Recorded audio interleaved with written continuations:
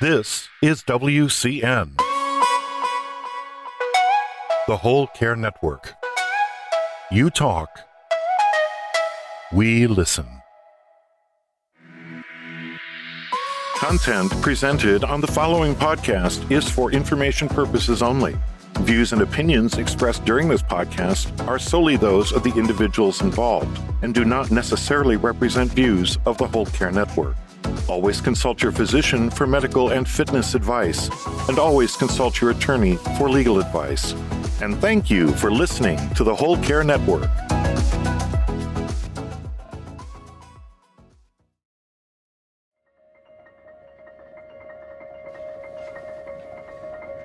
Have you ever met anybody that has caregiving on their bucket list of things to do in life? Beyond caregiving, how do we care? We also have to care for ourselves. How do we treat friends, family, strangers we meet? Forget it. How do we heal? The physical, social, financial, spiritual.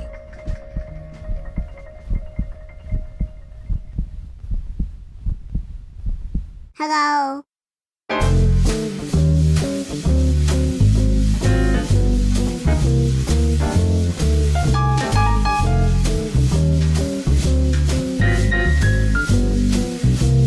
By creating healing ties. Tying it all together like a bow tie. With your host, Christopher McClellan, the bow tie guy. Well, greetings, everyone. It is Christopher McClellan. You know me as the bow tie guy, and welcome to another episode of Healing Ties 2.0, featured on the Whole Care Network. And as you know, we are on our final week of recording our 30 and 30 podcast celebrating National Family Caregivers Month and the soft launch of our new Whole Care Network website. So we're asking all of our listeners to, well, first you got to go and visit the old site, wholecarenetwork.com, and you'll see the link to the new site. It's not that confusing, but it's right there on the front page. And when you get to the new site, you'll meet a fellow by the name of Bo, because Bo ties things together on the Whole Care Network. When you see Bo, you're going to get it 100%. I just know that you will. And during our soft launch, we're asking all of our listeners to provide us with feedback on the new site so we can continue to build our site where you can easily find your favorite podcasts, favorite blogs, and videos. Oh, and by the way, you'll be able to search content on the Whole Care Network via our 4 pillars of care: our physical, social, financial, and spiritual health. And to be on the lookout for our new YouTube channel featuring live shows, our streaming 24/7 radio station, and a few other exciting changes coming to the Whole Care Network in 2021. Well, enough from me. My guest on this episode of Healing Ties is geriatric patient advocate and medical student Victoria Tia Kozar. We're going to go by Tia today, aren't we, Victoria? I've already done it, Tia.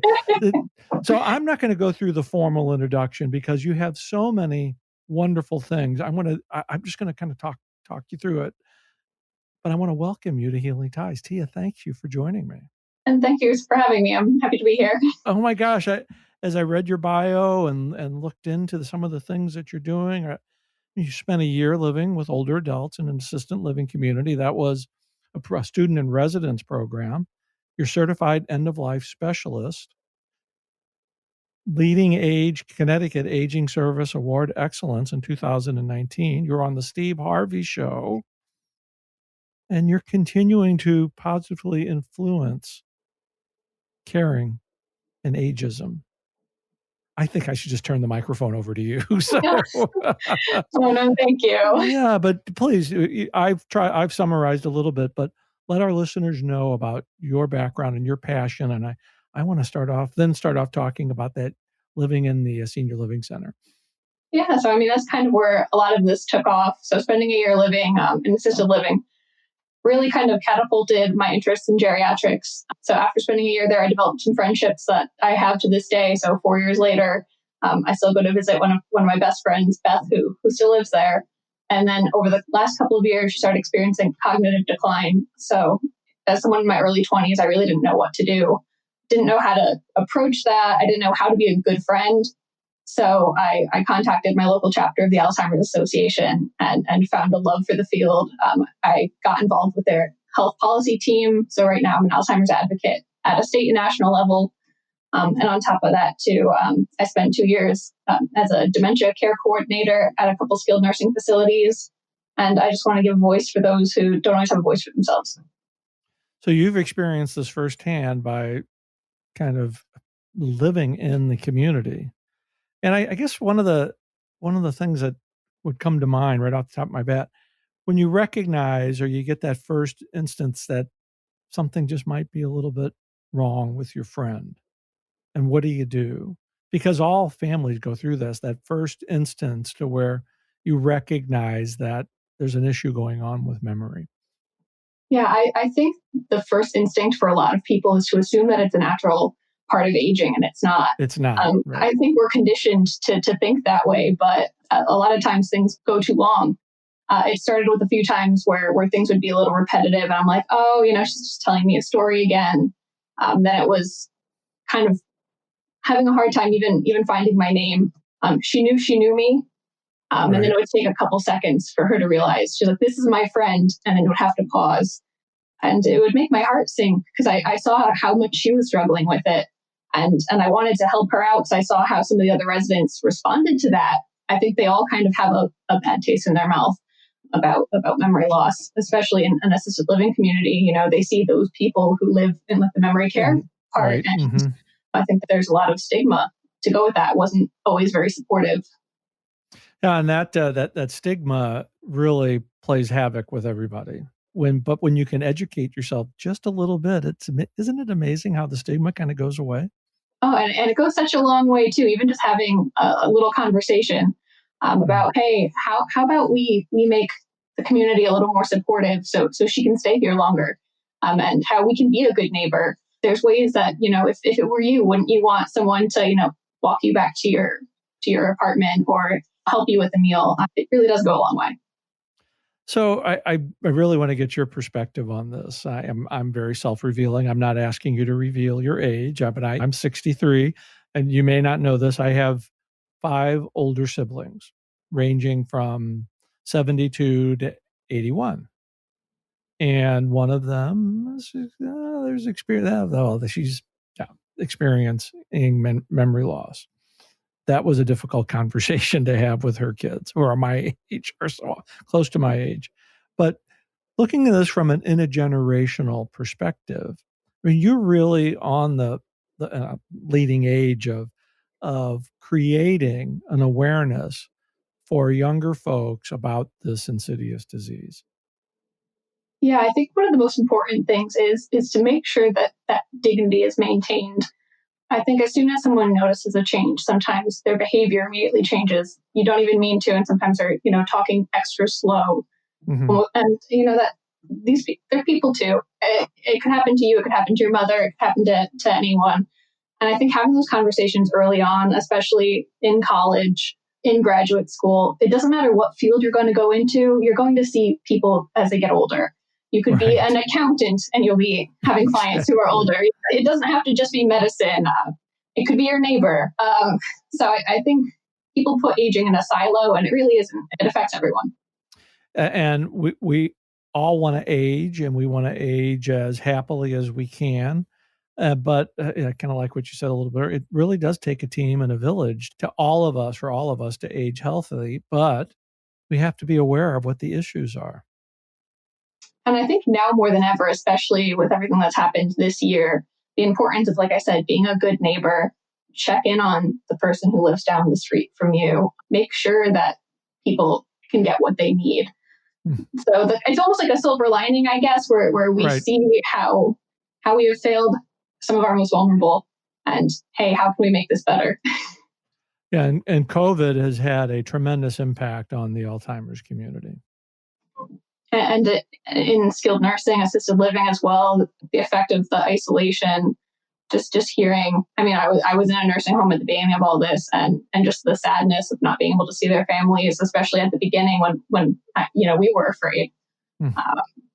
It definitely did a number on everybody. So I want to come back. Now you're in medical school. Tell me about your experience in medical school and how you've been able to apply your experience, your life experience in these senior living communities and your advocacy work. I think it's important. A lot of times we talk about like the standard patient being, a middle-aged man. But even just the way some of the faculty has addressed aging. We had a biostatistics professor who was like, if you had to save one person, would it be 90 80-year-olds or one 40-year-old? And it was in regards to a cost-benefits ratio. And I was the one who sat up and I was like, well, we don't know what quality of life those 80-year-olds are living. We can't assume that they don't have a quality of life. I think it's important that we don't address people as they're getting older as dispensable. So I think it's just being the person to ask those questions when people are having those dialogues, because people just make assumptions that that's normal, that most people who, as they age, do not have a good quality of life. I've seen plenty of people into their 90s who are finding love, finding new hobbies. So I think it's just kind of challenging the norm anytime you can. And the more times you can have that conversation and the more people who are listening, I think it's so important. Breaking down those stereotypes. There's no cookie cutter to aging. Oh, no. And I mean, it goes both ways, though. Living in the assisted living community, I mean, I think they had certain assumptions about college students coming to live with them as well. So I think it was kind of mutually beneficial, where I think they were expecting us to be throwing keggers. And we were probably throwing the keggers themselves. You'd be surprised. Well, so let's talk a little bit about the experience, and what changed you from the time that you walked into the door at the senior living community to the day that you walked out. Was there something that you noticed right away that was different about yourself?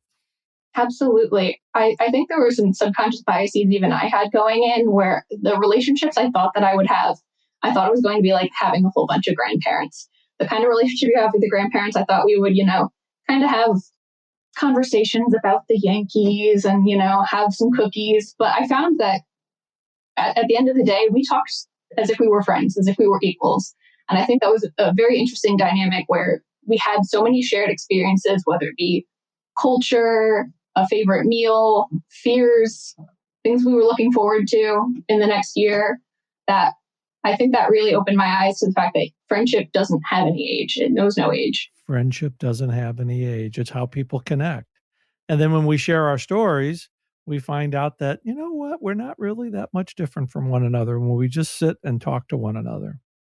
All it takes is a little bit of listening. Yeah, that's right. I keep, as we get back into podcasting and as we're growing the network, it's funny that you mentioned listening. People say, well, are you going to do a talk show? And I said, well, we're probably going to do something. It's probably going to be live, but I'm thinking it's more of a listening show, not a talk show, because listening is one of those areas of communication that often people don't pay much attention to. It definitely gets neglected. It definitely gets neglected. So not being very well versed in science, I want to know how medical school's going for you. It's going well in the virtual age that we are in now. It's definitely not what I expected. Seeing a cadaver on camera rather than being in there is a little bit different. Right. But every day there's a new challenge and there's a way to overcome it. And I guess it's safe to assume that you're going to be entering into geriatric care. Oh, absolutely.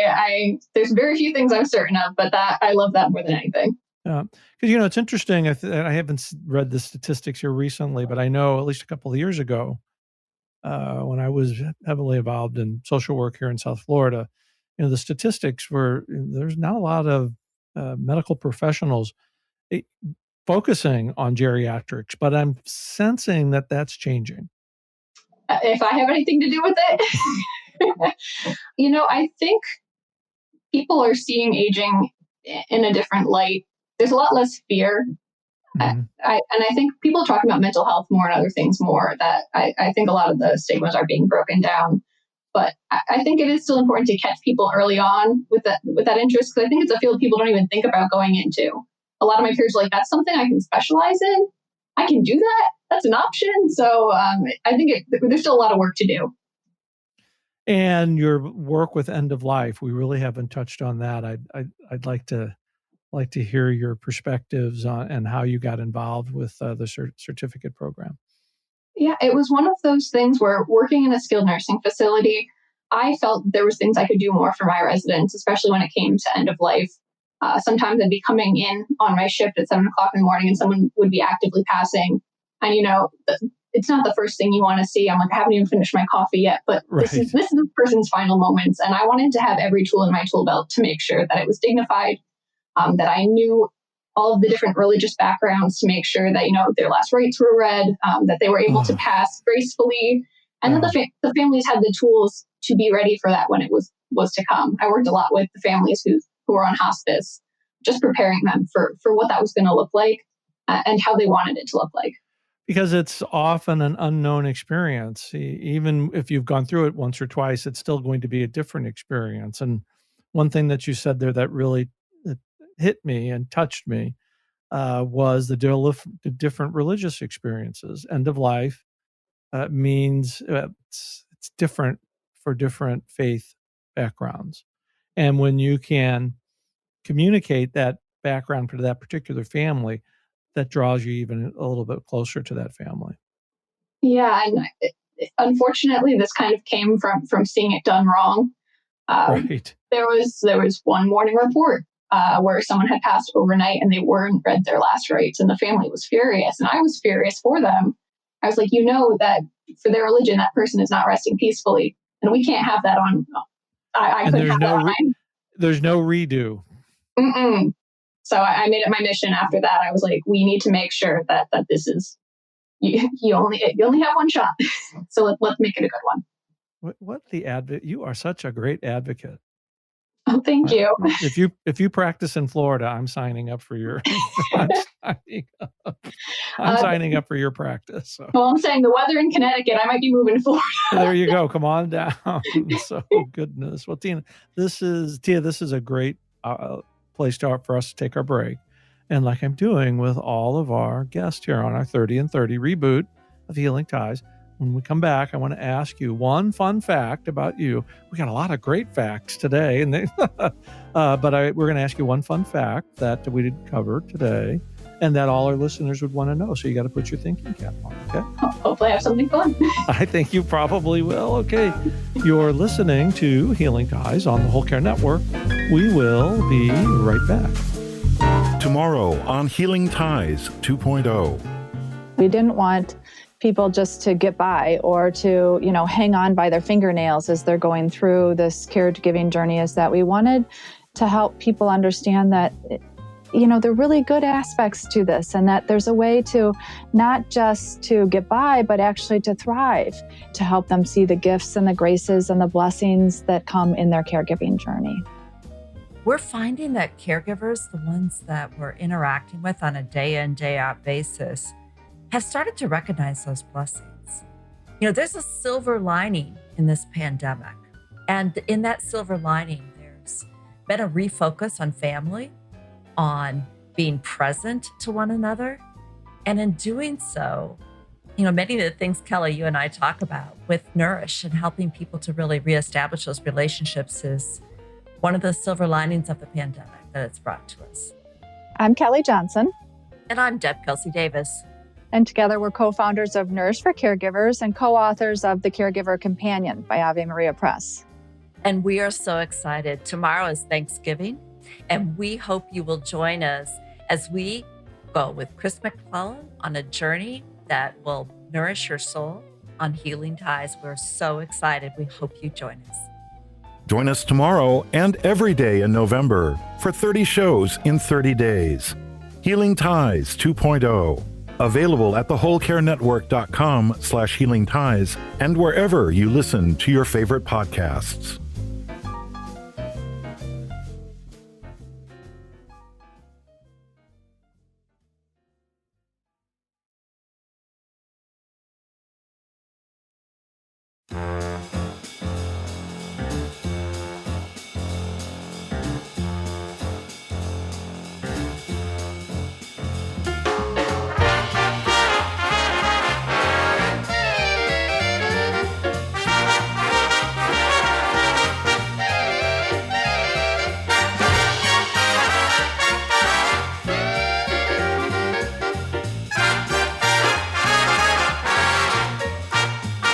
Well, welcome back, everybody. I am continuing my delightful conversation with Victoria Tia Kozar.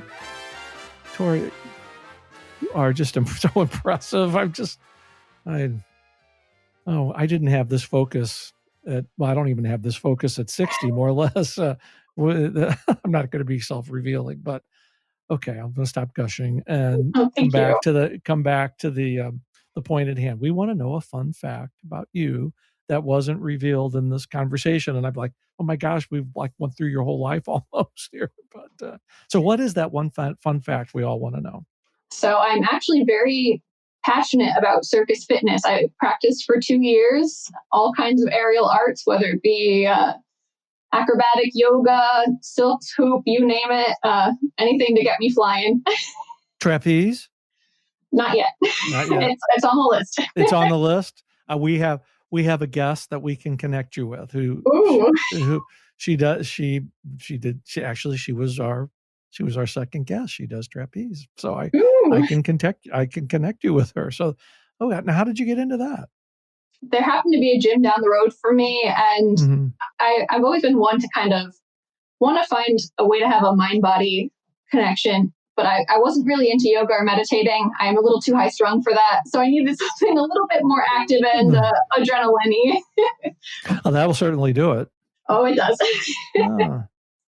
So what other programs do you have in the offering? You're in school, you're doing any other advocacy work? I guess medical school would be too busy to do really anything else on the outside. Well, I'm actually founding an American Geriatric Society chapter at UConn starting in the next year. I'm hoping to to find other students, even people in other specialties. I think I can run educational workshops just on having those difficult conversations, dealing with caregivers and families. I think there's something everyone can gain from having some of those tools. I would like to be a part of that. You're more than welcome to. I'll be happy to share. I'll be happy to share our story. So goodness. So Tia, we just have a couple of minutes left in the podcast today. How can our listeners find more information about you and your work? I'm not even going to talk about me first. If anyone needs any resources, the best resource is the Alzheimer's Association hotline, and that's 1-800-272-3900, because I want to make sure that no one is in the situation that I was in. I don't wish that upon anyone. You want to have all the information you can, especially with the holidays coming up. Exactly. Mm-hmm. If you want to find me, I'm Victoria Kozar on LinkedIn or at Tia Kozar on Instagram. Yeah.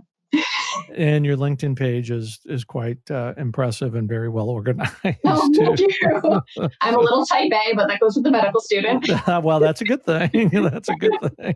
You wouldn't want me as a medical student, that's for sure. So, Tia, with the stories you share and the work that you do, you are certainly someone who's creating healing ties all around us. Thank you so much for having me. I can't thank you enough for sharing your story. It's really an honor and a pleasure to spend this time with you today. It's been such a pleasure to meet you, and thank you so much for having me.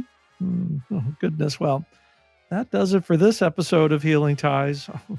As you know, I'm your host, Christopher McClellan. You probably know me as the Bowtie Guy.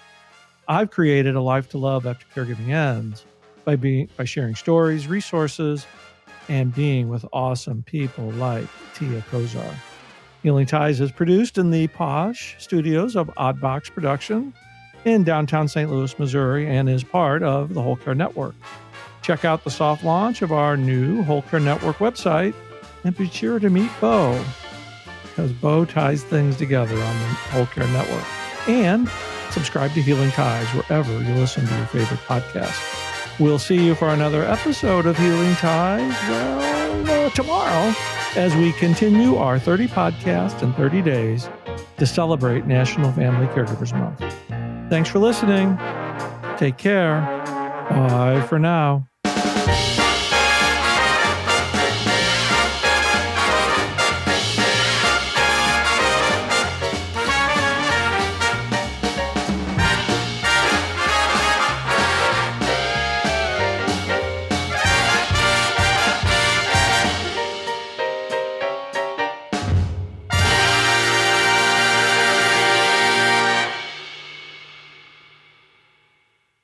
Ciao. This is WCN, the Whole Care Network. You talk, we listen.